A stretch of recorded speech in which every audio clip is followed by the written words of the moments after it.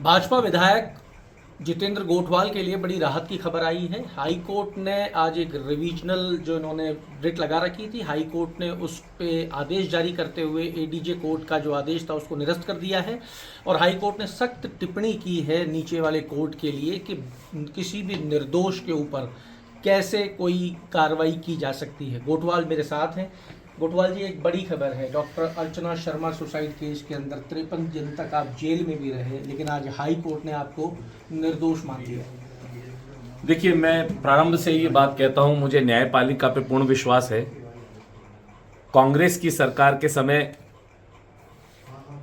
एक दलित महिला के साथ बलात्कार हुआ और मैंने प्रियंका गांधी को एक पत्र लिखा, एक टिकट भेजी, रेल टिकट, और उसमें उनसे निवेदन किया, लड़की हूं, लड़ सकती का नारा आप देते हो, आइए राजस्थान की लड़कियों को भी लड़ना सिखाइए। ये टिकट मैंने भेजा 27 तारीख को। 28 तारीख को लालसोट में एक दलित महिला की इलाज के दौरान मृत्यु हो जाती है।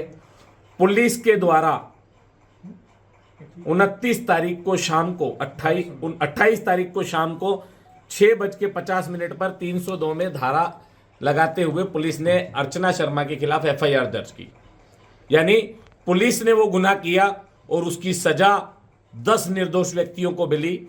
और मुझे तो इसलिए टारगेट किया गया क्योंकि निवर्तमान मुख्यमंत्री अशोक गहलोत ने अपने आला कमान को राजी करना था, प्रियंका गांधी को राजी करना था, इसलिए उन्होंने मुझे निर्दोष होते हुए भी इस केस के साथ इन्वॉल्व करके और मुझे 53 दिन जेल में रहना पड़ा।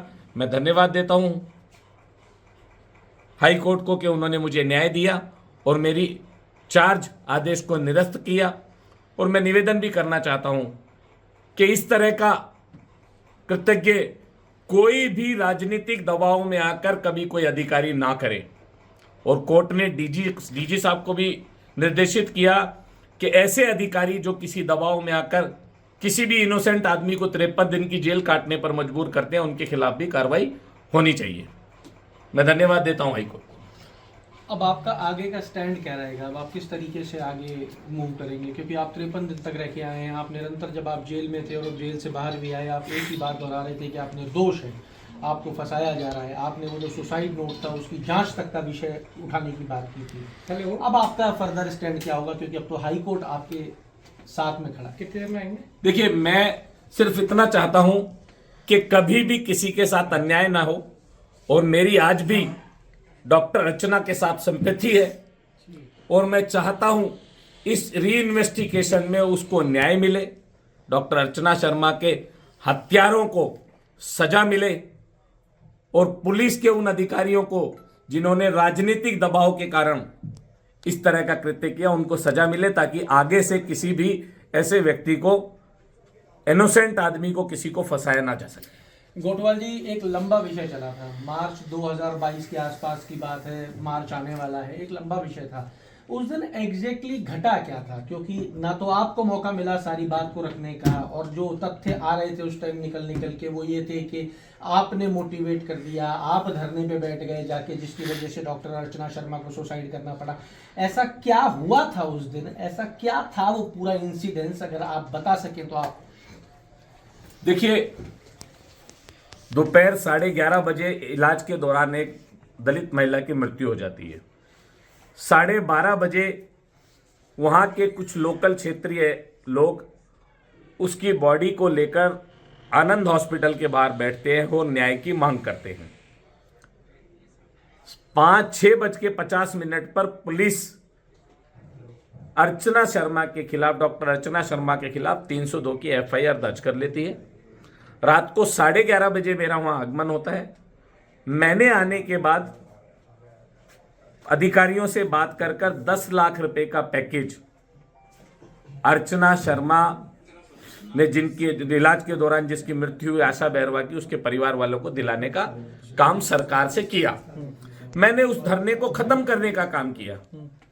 उसके बाद भी पुलिस ने पॉलिटिकल दबाव में आकर मुझे इस केस से जोड़ने का काम किया। एक एग्रीमेंट बड़ा चला था उस टाइम पे, क्या एग्रीमेंट बड़ा निकल के आया था कि एक एग्रीमेंट भी हुआ था, अर्चना शर्मा के शायद उसमें ससुर और हस्बैंड भी शामिल थे। क्या एग्रीमेंट का क्या विषय था? उससे आपका क्या रिजल्ट हुआ था? उसमें बेसिकली तो क्या है कि पूरी कहानी मनगढ़ंत कहानी थी। जब अगर मैं लीगल का स्टूडेंट नहीं हूं और ना ही मैं एलएलबी का स्टूडेंट हूं, लेकिन मैंने देखा, जब मैंने उस चालान को पढ़ा तो पढ़ने से मुझे ध्यान में आता है कि जैसे किसी फिल्म की स्क्रिप्ट लिखी गई हो, कोई स्टोरी बनाई हो गई हो और उसमें विलेन हीरो अपना अपना काम कर रहे हो, ऐसा मुझे उस पूरे चालान को पढ़ने के बाद लगता था। लेकिन आज कोर्ट ने मेरे साथ न्याय किया, मैं धन्यवाद देता हूं। चलिए साहब, एक आखिरी सवाल ये है और थोड़ा सा विषय से इतर है। गोपाल केशावत ने एक टिप्पणी की है और उन्होंने कहा है कि कांग्रेस जो है वो जाटों की पार्टी हो गई है। प्रदेश अध्यक्ष जाट, युवा प्रदेश अध्यक्ष जाट, महिला प्रदेश अध्यक्ष जाट, और दलित और अल्पसंख्यक जो हैं वो वहाँ दरी और पट्टी बिछाने का काम कर रहे हैं। कैसे देख रहे हैं आप इस स्टेट? देखिए, मुझे लगता है ये उनके द्वारा दिया गया एक बयान है, लेकिन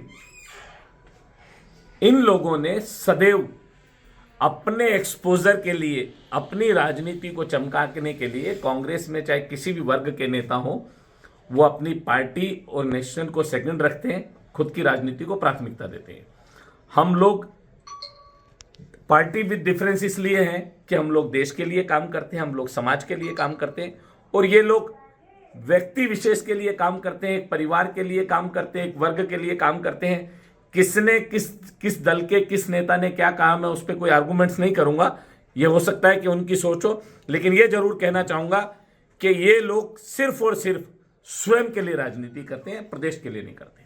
तो देखिए, ये आप सुन रहे थे जितेंद्र गोठवाल को, जिन्होंने अर्चना शर्मा केस में उस दिन हुआ क्या था ये बताया, और उन्होंने ये भी स्पष्ट कर दिया कि इनकी मंशा किसी से बदला लेने की नहीं है। इनकी मंशा है कि प्रदेश के अंदर अब किसी भी बेगुनाह के साथ में अन्याय ना हो और किसी को भी जेल में बिना किसी जुर्म के ना रहना पड़े। श्री जितेंद्र गोठवाल के खिलाफ जो चार्ज फ्रेम किए गए थे डॉक्टर अर्चना शर्मा आत्महत्या कांड लालसोट केस में, उनको माननीय राजस्थान हाईकोर्ट ने रिवीजन याचिका के अंदर निरस्त कर दिया है और एडीजे कोर्ट लालसोट को ये आदेशित किया है कि श्री जितेंद्र गोठवाल के खिलाफ जो अग्रिम अनुसंधान करने पर अग्रिम अनुसंधान रिपोर्ट जो प्राप्त हुई है उसके समक्ष एक नया आदेश पारित करें। अग्रिम अनुसंधान की रिपोर्ट में ये स्पष्ट फाइंडिंग दी गई है कि श्री जितेंद्र गोठवाल की इस पूरे घटनाक्रम में किसी प्रकार की कोई संलिप्तता नहीं थी, कोई भी आरोप साबित नहीं पाया गया, बल्कि एक नया पहलू ये सामने निकल कर आया कि जो डॉक्टर अर्चना शर्मा द्वारा आत्महत्या की गई थी दिनांक 29 मार्च 2022 को, उसकी पूर्व रात्रि को पुलिस के कुछ अधिकारियों ने, जिसमें लालसोट के वरिष्ठ पुलिस अधिकारी शामिल थे, उन्होंने डॉक्टर अर्चना शर्मा को प्रताड़ित किया था और उनसे एक मोटी राशि की मांग की थी और उन्हें अब्यूज़ किया था। तो उनके ब्रदर की ये एफआईआर थी कि इसमें पुलिस अधिकारियों सहित अन्य आरोपियों के खिलाफ मुकदमा दर्ज किया जाए। इस एफआईआर में भी श्री जितेंद्र गोठवाल का नाम नहीं था और जो अर्चना शर्मा जी के हस्बैंड की ओर से एफआईआर लिखाई गई थी उसमें भी श्री जितेंद्र गोठवाल का नाम नहीं था। ऑल ऑफ ए सडन कहीं से इसमें सब्सिक्वेंटली श्री जितेंद्र गोठवाल को संलिप्त करते हुए संपूर्ण केस में अनुसंधान की दिशा को घुमाते हुए पुलिस अधिकारियों को तो बचा लिया गया और श्री जितेंद्र गोठवाल सहित अन्य लोगों को आरोपित कर दिया गया। तो अब माननीय हाईकोर्ट ने ये कहा है कि जो एडीजे न्यायालय है वो दोनों रिपोर्ट्स को कंसीडर करके एक नया आदेश पारित करे।